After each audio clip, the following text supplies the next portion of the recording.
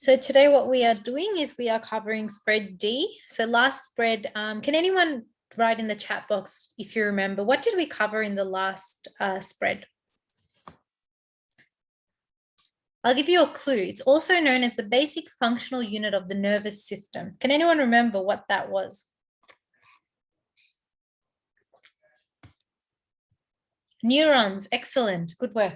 So yeah, last class we covered the neurons, and we covered neurons because neurons are the basic functional unit of our nervous system, right? Without the neurons, we would, without motor neurons, without sensory neurons, without interneurons, we wouldn't be able to do what we do every single day, whether it's picking up a cup of coffee, whether it's feeling that the tiles are too cold, whether it's walking outside, whether it's logging onto your Zoom session. Okay, we wouldn't be able to do these things without the function of our central and peripheral nervous systems. In other words, we wouldn't be able to even survive if it were not for the function of our nervous systems there.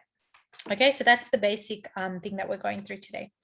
The first thing we need to know, you don't need to memorize this definition word to word, but just for your understanding to know what a nervous system is, the human nervous system is basically made up of millions and billions of neurons. Okay, that's what we mean by a complex combination of neurons. When those neurons form chains or neural pathways, they allow us to store certain types of information. They allow us to store the particular memory of how to do things, for example. Okay, and generally your nervous system isn't just about what's happening inside the body, but it's also about the external environment, what's happening outside.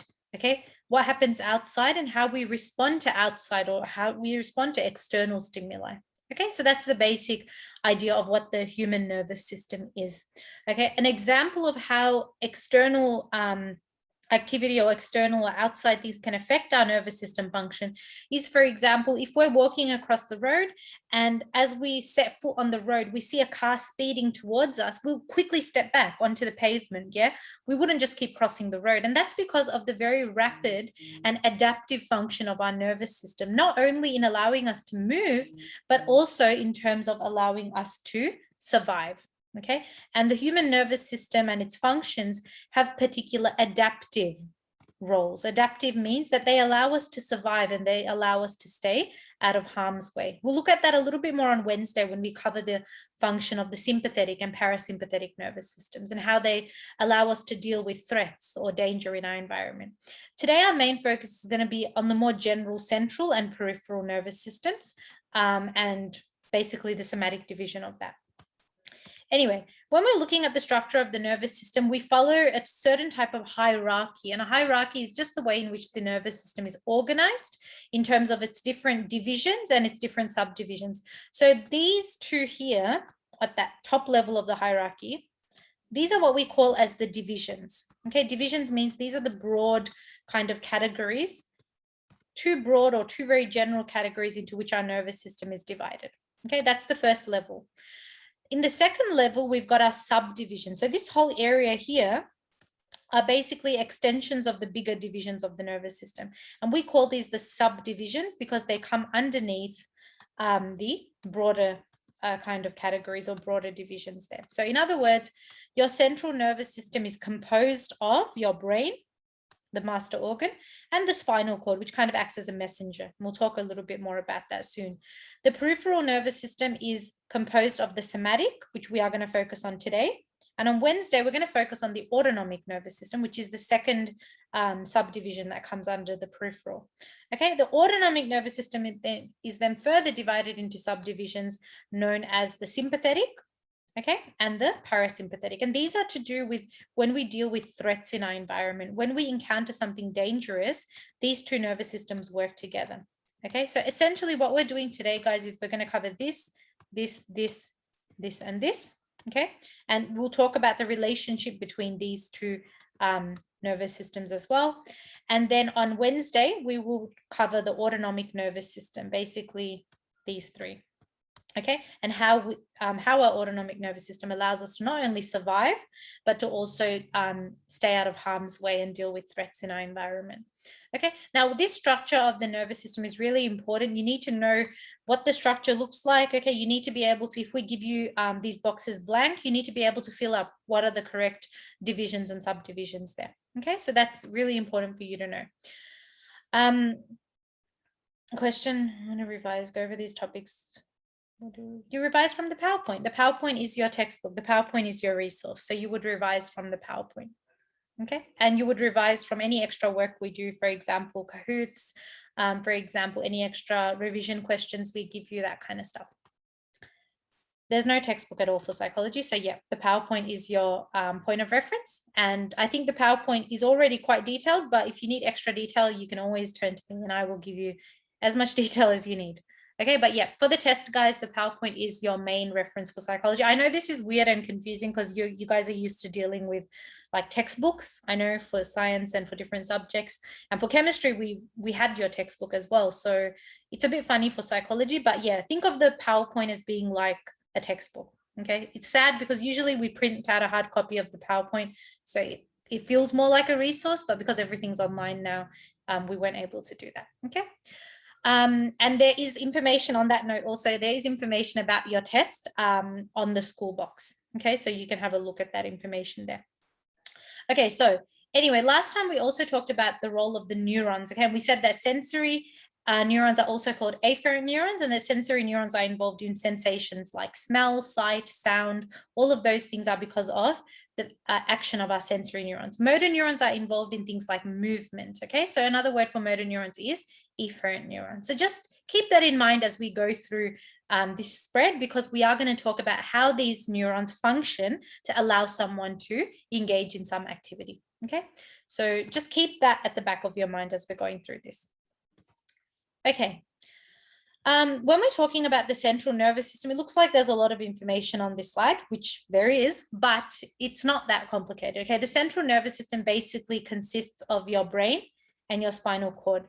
Okay, now you can use a memory tip called CBS to remember the central nervous system and what it's composed of. So the C stands for central, the B stands for brain, and the S stands for spinal cord. Okay. So I don't know, you can make a memory tip out of this. You may CBS learning about the central nervous system or something like that. Okay, and that'll help you to remember that the central nervous system is responsible or involves or contains the brain and the spinal cord. Those are the main parts of, those are the main kind of components of the central nervous system. So if you get a scenario or if you get a question that says, okay, name the two components that the central nervous system is, composed of or is constituted of, you would mention the brain and spinal cord.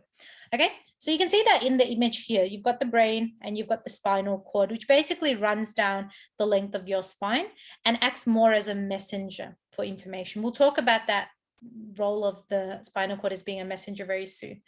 Okay, these are some definitions for the brain and spinal cord, but look, we're not going to expect you to learn these definitions word to word. As long as you understand the basic function of what the brain is and what the spinal cord is in terms of what they do, we're more focused on like application rather than simple definitions and descriptions. Okay, so the likelihood of us asking you a question like define the brain or define the spinal cord is probably zero, because we're not focused on just you blindly memorizing definitions. We're more focused on you understanding how the brain and spinal cord work to allow us to function and do things. Okay, and we'll look at some examples of that in the next slide. The spinal cord, you should know, plays a role in both voluntary movement and sensation. Okay.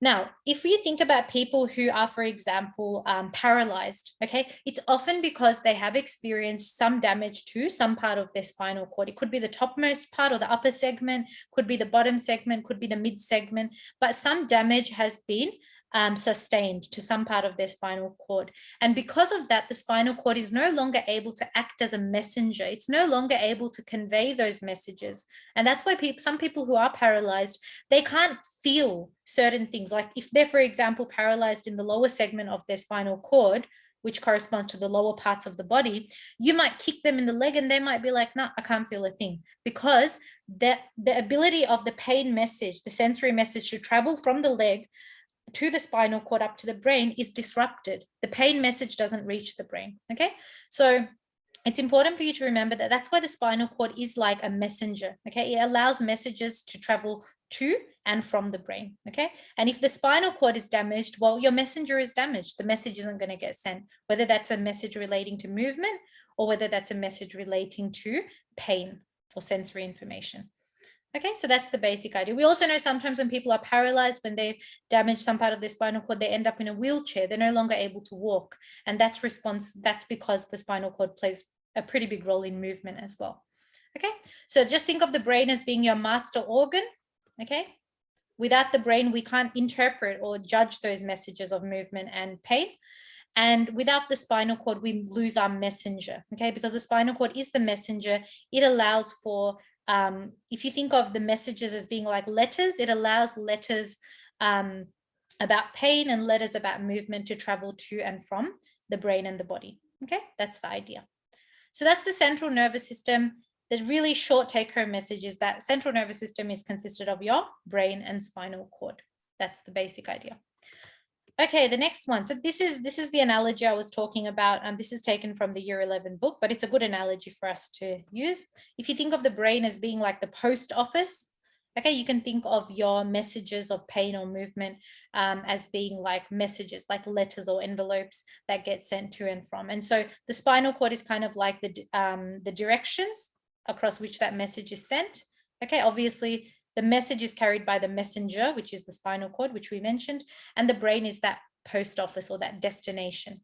Okay, so that's the basic idea. You can use that analogy if it helps you remember. If it just confuses you more, then just forget about it. We're never going to ask you about the analogy. We're just going to ask you about the general way in which the brain and spinal cord work. Okay, so that's just there if you wanted something to better understand it. Alrighty. Guys, before we move on to the peripheral nervous system, is there any questions about the central nervous system? About any of its roles, about anything we've talked about right now?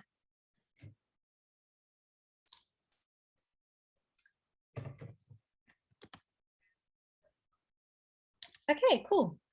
Then in that case, we'll move on to the peripheral nervous system. Now, before I start talking about the peripheral nervous system, sometimes maybe in lower year levels when you did biology or the human structure, human function, those topics, you might have learned about how the brain and the body communicate with one another, yeah? That, for example, in order to move, your brain sends out a motor message and that your body then moves as a result of that motor message. Okay, this might be an oversimplification, but generally when we're talking about the relationship between the brain and the body, we are basically talking about the relationship between the CNS and the PNS, okay? So that is basically what we're talking about. So if we're going to link this back to more simple language, the relationship between the brain and the body, the fact that my brain can send a motor message causing my arm to move, is basically saying that the central nervous system sends a motor message to my arm to allow it to move, okay? Now, what is the PNS? The PNS is basically the peripheral nervous system, okay? Peripheral, does anyone know what peripheral means? Maybe anyone who was listening in IT class in lower year levels, or even anyone who's good with their vocabulary. In general, what does the word peripheral mean?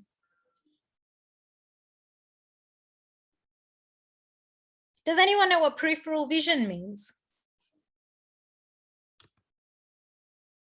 Secondary, yes. Yeah, peripheral vision is your side vision. Yeah, it's not your main vision, but it's the vision that you can see right to the side of your eye that's not in your exact line of sight. It's kind of outside of the normal line of sight that you have when you're looking directly at something in front of you, okay? Peripheral basically means secondary or means outside, okay? If we're talking about peripheral components of a computer, we're talking about the components of a computer that are visible from the outside. For example, a keyboard, a mouse, all that kind of stuff. Okay, so peripheral in general means outside. So the peripheral nervous system is basically everything that lies outside of your central nervous system. That is everything that is not the brain and not the spinal cord. Literally everything other than the brain and the spinal cord fall in the territory of the peripheral nervous system. Okay, there's a memory tip that you can use for this one as well. Okay, and that memory tip is PROB, P-R-O-B. Okay, so P standing for peripheral nervous system, R standing for rest, O standing for of, and B, body. Okay, because the peripheral nervous system literally is responsible for everything in the rest of the body other than the brain and the spinal cord. Okay, you can remember it like that, or you can remember it another way. It's up to you. Okay, so that's the peripheral nervous system. Now, what is the peripheral nervous system's role? The peripheral nervous system's role is basically to connect the central nervous system, which is our brain and our spinal cord, to the rest of our body. Now, that includes, the word body is very general, right? But that includes anything related to the body, anything related to your internal body as well as external body. So we're talking about our limbs, for example, your arms and your legs. Okay.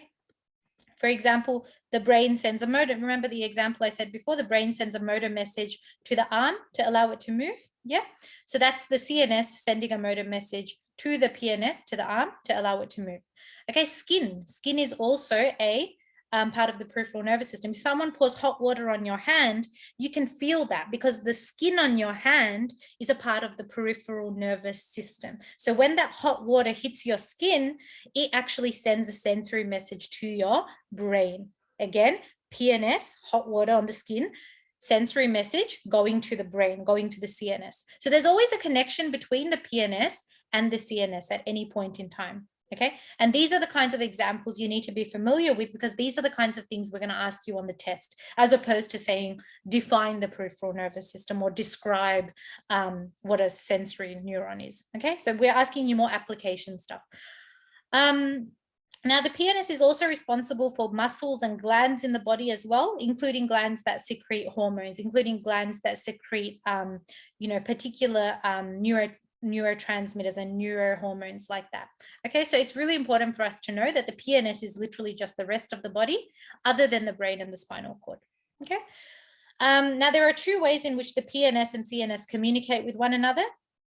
All right, the PNS and the CNS communicate with one another either to lead to us moving or to lead to movement, and that is through the function of the motor neurons, as well as to allow us to experience sensation via the function or the action of the sensory neurons.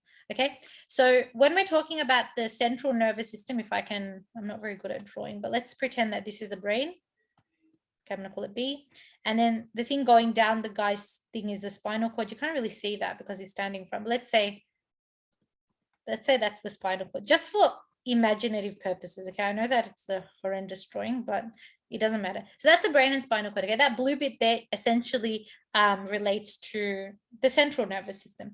The peripheral nervous system is the rest of the body. So if this guy wants to move his hand, okay, that motor message, and I'm going to use a different color, that motor message, which is abbreviated as M, starts in the brain, it's initiated in the brain, goes down the spinal cord. Okay, let's pretend he's moving this hand, okay, because this is where the spinal cord is, goes down the spinal cord, okay, and then essentially reaches his hand, allowing his hand to then move. Okay, that's the basic idea. So there's a communication between the CNS to the PNS for movement. That's what we talk about when we talk about movement, that it's a communication between the brain to the body. That's movement.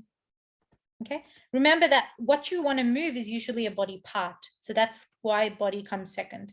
In other words, this is talking about the CNS communicating with the PNS. Now, how does it work for sensation? Essentially for sensation, how this works is that if someone pours like hot water, I'm going to try to draw a glass. Okay, there's steam coming out of it, so that's hot water. And someone pours like hot water on that person's hand. Okay, that heat of that hot water actually gets detected by a sensory neuron on the person's hand. Okay, a sensory receptor or sensory neuron. And that sensory neuron, I'm going to write it as S, basically travels up through the person's spinal cord, pretend there's a spinal cord there, and then up to their brain. And when it reaches their brain, they're able to say, ouch. They're able to actually sense the heat of that water on their hand. Okay, so basically, in other words, when we're talking about sensation, sensation starts in the body, depending on where we've experienced the heat or the cold or sensation from, and goes to the brain. So sensation follows a pathway of the PNS to the CNS. Okay, that's the basic idea. So this first one here is for movement. This is the basic formula you would use. The first one is for movement, so M. The second one is for sensation, so S. Okay, in any example that we give you, you need to be able to give this kind of a basic explanation there as to what nervous systems are involved and what neurons are involved. We know with motor function, obviously it's a motor or efferent neuron that's involved. For sensory functions, it's going to be a sensory or afferent neuron that's involved. Okay, so that's the peripheral nervous system, guys. Now, I've actually gone ahead and given an extra explanation before reaching the slide. Whatever explanation I gave you is actually relevant for the previous slide, but also relevant for this slide. Okay, this slide, again, just shows you some actual examples. Okay, now, can anyone tell me, I've already given you the answer for the dog and the girl example there. All right, can anyone tell me, just try to piece together an explanation and just let me know in the chat box. When this person in this first picture here, when this person feels the fabric, okay, at the store, what processes are happening in terms of what nervous systems are involved? Okay, where is the information starting from, which nervous system to which nervous system, and which neurons are involved as well? Yeah, so sensory neurons are involved. Excellent. And now just give me a little bit more detail about where those sensory neurons would start, okay, and then the kind of journey. Okay, remember I showed you guys in that previous picture, there was a journey involved in terms of like a starting point and then it goes up or it goes down and there's a destination. Give me a little bit of explanation there. So I'll give you guys a few seconds now to just piece together an explanation and just put it in the chat box so I can have a look.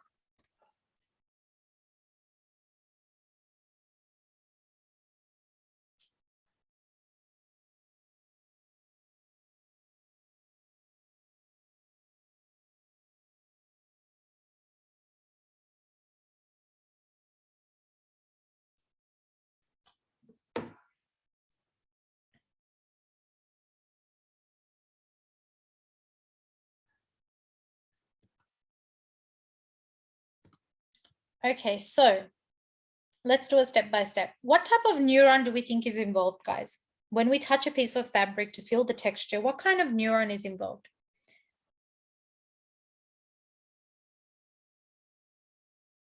Take a guess. Is it sensory or is it motor? Come on, need more people contributing. If we touch a piece of fabric to feel the texture, what type of neuron is involved? Sensory, yeah, correct. So when we're talking about sensory neurons are involved because they are associated with the texture, how we feel something, okay? So that's why they're involved. So now can anyone tell me now, sensory neurons, what's another word for sensory neurons, if anyone remembers? Using our memory tip, guys. What was the memory tip for remembering the types of neurons? Yes, afferent, good. Okay, so sensory neurons, sensory or afferent neurons detect the texture or feel of the fabric. And which, obviously, what body part is she using to touch the fabric? She is using her hand, okay? So you always need to make reference to the body part in the hand, which is a part of the PNS. That's the first step. Now what happens, guys? What did we say? There's a specific messenger or a specific area through which the sensory neuron has to travel before it reaches the brain. Does anyone remember what that was? Excellent, spinal cord. So then we need to say the sensory neuron is then relayed up through the spinal cord, okay? And then we need to specify that this is a part of the CNS before it reaches the brain, which is also a part of the CNS, yeah? The lady, we just assume she's a lady, the lady can then judge the fabric as being, and you know, how would you judge that fabric? Looks pretty, I don't know, it looks pretty rough, yeah? It doesn't look very soft, as being rough or as being stiff or as being firm, whatever you want to say. Okay, so that's the basic idea. So that's how we would basically discuss the role of sensory neurons and in terms of a sensory function there. Okay, someone touching a piece of fabric. Okay, does that make sense? Because this is the kind of explanation we will expect you guys to give in the test. Okay, there's just literally 3 parts to this. Part 1, describe which neuron is involved and which part of the body or it originates from, or in the case of motor function, motor neurons always originate in the brain. okay, for conscious motor action. The second part, talk about the role of the spinal cord, that the neuron is either going up the spinal cord to the brain if it's a sensation, or down the spinal cord to the body if it's a movement. And the last one is talk about how the person then makes the judgment. So in this case, the lady judges the fabric as being rough. In the case of movement, you would say when the motor neuron reaches the hand, the person is able to move their hand. So you give the final decision about what has occurred. Okay, so that's the basic idea there. Alrighty. I hope that you guys can understand this explanation. It's not so biological, I would say, but it does involve a sequence of steps, those 3 steps that I talked about. For this reason, if we were to give you a question like this in the test, it would be worth at least 3 or 4 marks. So make sure that you are at least kind of okay with answering questions like this, you know, so you don't end up getting a 0 for it, or you don't end up leaving it blank. Okay, that's the basic idea there. Okay, so anyway, moving on to the actual looking at the example that I've given in the PowerPoint here. In this picture, you can see that a girl pats her dog. Okay, and when a girl pats the dog, the motor neurons are carried by her peripheral nervous system. Obviously, she has to move her hand in order to pat the dog, right? So the motor neurons are carried by the peripheral nervous system, or the somatic nervous system, we would say more specifically, from her brain to her muscles. Yeah, we always say motor neurons are originated in the brain, and they move towards her hand muscles to allow her to move her arm or her hand to pat the dog. So that's the motor function. I'm just going to specify that in brackets here. Okay, because this example talks about both motor and sensory. So this is the motor function in the purple. Now the sensory function is the second bit here in the red. Now when she pats the dog, the sensation of the dog's fur is detected by sensory neurons or sensory receptors in her hand. And this is carried by the peripheral nervous system to the brain, where the brain then interprets that dog's fur as feeling soft or feeling fluffy or feeling warm or whatever it is. All right, so that's the basic idea. So this is an example that incorporates both motor and sensory functions or examples.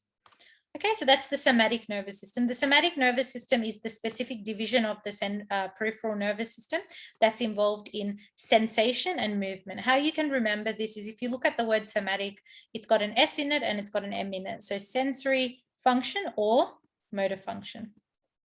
Okay, not really or, but it's involved in both. It's involved in one or the other at any point in time. Okay, so you can remember it like that. And remember, the somatic nervous system is a part of the peripheral nervous system. So it's kind of one of those subdivisions there. Okay, now let's see, what else do we have here? This is giving you a more visual representation of what that looks like. So as I said before, in motor messages start in the brain and go to the body. So that's CNS to PNS. This is just like the formula that I gave you guys before on the slide. And then sensory messages start in the body. For example, someone pouring hot water on your hand. The hand is the PNS in this case, going up to your brain to be judged, okay, or to be evaluated. So that's the CNS. So that's the kind of general direction in which these messages travel. Okay, and important to know, because when you get a scenario-based question, if the scenario-based question is about someone moving their hand or moving something or going to, pick something up, then it's going to be movement. And this is the general pattern that we will see. If, on the other hand, someone is in the scenario is feeling something, how hot or cold something is, then it would be sensation. And this would be the general pattern we would observe, or the general order or pathway we would observe there. Okay, so really important for us to remember that. Okay, this is just the analogy again with the post office, just showing you the same thing as this slide, but linking it back to the analogy. Okay, so really just showing you that when we touch something hot, which is again sensory function, that basically leads to a body to the brain kind of message. Okay, so we can see the letter is starting at the body level near the hand. Hand is hot, and that message is getting sent to the brain, which is the post office. Yeah. And then obviously, in order to movement occurs from the brain to the body. In other words, from the CNS to the PNS.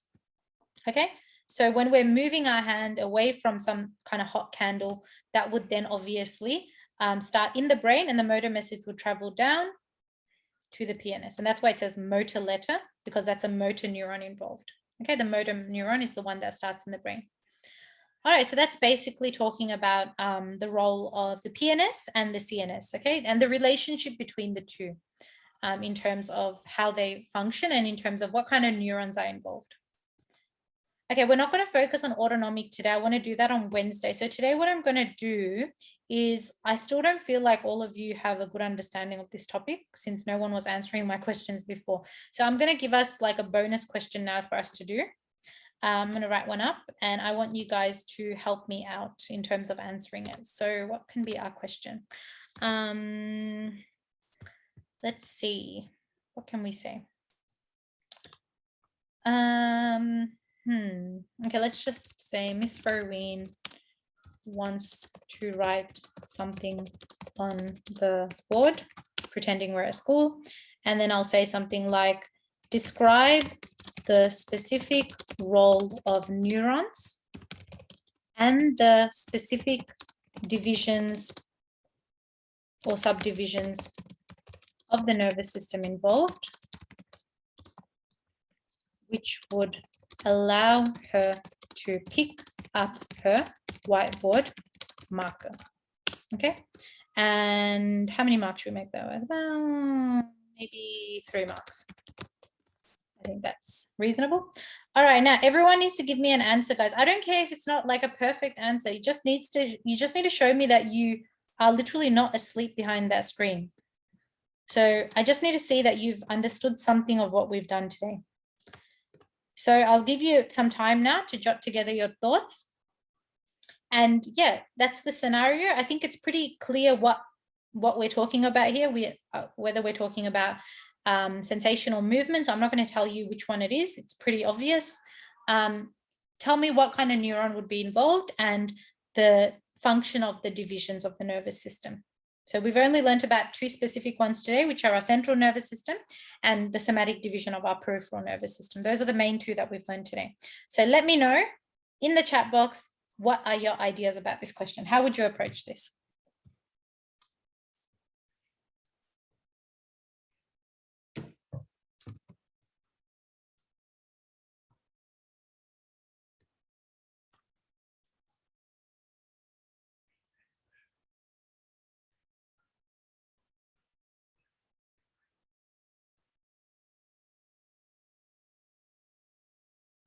Yep, got some good answers in the chat so far.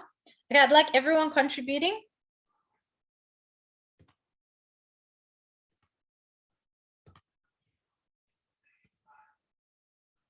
So come on, guys. Even if you just know one part of the answer, just put it in the chat box so I can see. Yep, good. So definitely motor neurons are involved. Excellent.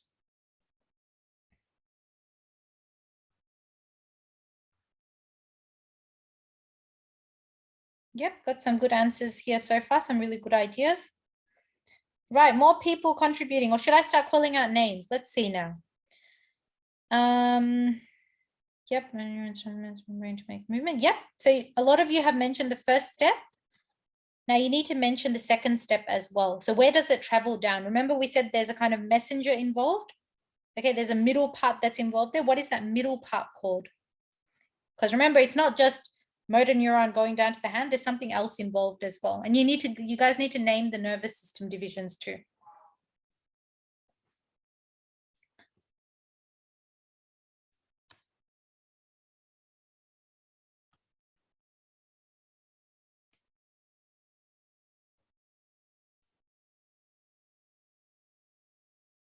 Okay, so most of you guys did the first step correctly. So if we look at if I just get a little text box out here.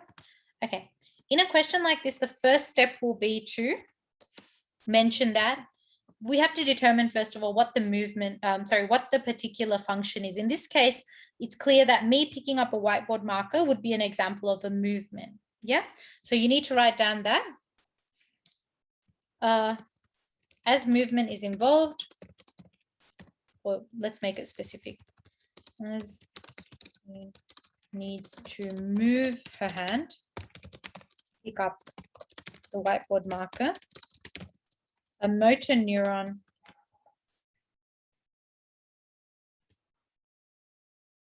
would write a motor neuron is initiated, a motor message through a motor neuron is initiated in the brain. That's your first mark there. And you can just mention that it's a part of the CNS, okay? Second mark. What do we think, guys? Okay, let me read some of the answers. Neuron from the brain, which is a part of the central nervous system, travels through spine, is part of the PNS. Yes, good work. So some people are doing very good. Okay, so guys, what do we think our second step is? So now that we've covered it, let me see some of the other answers in the chat box as well. Yes, very good work, Wadha. Happy? Okay, so question number 2. Okay, so when we're talking about the messenger, does anyone remember what was the name of the messenger, the middle part? Remember, the message doesn't just go from the motor neuron to the hand directly, it goes through something else. Come on, guys, you can't have forgotten this. I just explained it. Good, the spinal cord, excellent. So the motor message travels down the spinal cord. Okay, that's the second bit. The third bit is that the motor message, motor neuron, in other words, will eventually reach the hand, allowing her muscle to contract and move to grab the whiteboard marker. And you don't need to mention the whole muscle to contract thing, that's too much. Allowing her hand to move towards grabbing the whiteboard marker. Okay, that's all you need to do. Now, we also need to mention that the hand is a part of the CNS there. Hand is a part of the PNS, allowing her to grab the whiteboard marker. Okay, so those are the main 3 things you need to include. Okay, so number 1, you need to talk about think about what type of function is taking place. If it's a movement, it's obviously going to involve a motor neuron. Yeah. And that you need to also indicate that because motor messages or motor neurons start in the brain, you need to indicate that's the central nervous system involved. Then as that motor message travels down the spinal cord, it's still the central nervous system involved, because remember we said the central nervous system is composed of the brain and the spinal cord together. Now, finally, as it travels down the spinal cord and that motor neuron or that motor message reaches my hand, the hand is a part of the peripheral nervous system, remember? Because it's the rest of the body. It's not this brain, it's not the spinal cord, it's my hand. It's one of the body parts. So it's a part of the peripheral nervous system. And when that motor neuron reaches my hand, it basically contracts the muscle within my hand, allowing the hand to move, allowing me to move towards grabbing that whiteboard marker. Okay, and that's what the question asked us. And that's what we need to include. 1, 2, 3 for 3 marks. Okay. All right. How do we feel about a question like this, guys? On a scale of 1 to 10, difficulty-wise, 10 being very difficult, 1 being easy peasy. What do we think?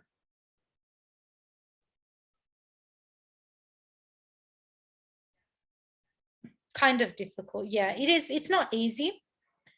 It's not easy, but look, it's might be easy for some of you who did psychology this year, maybe.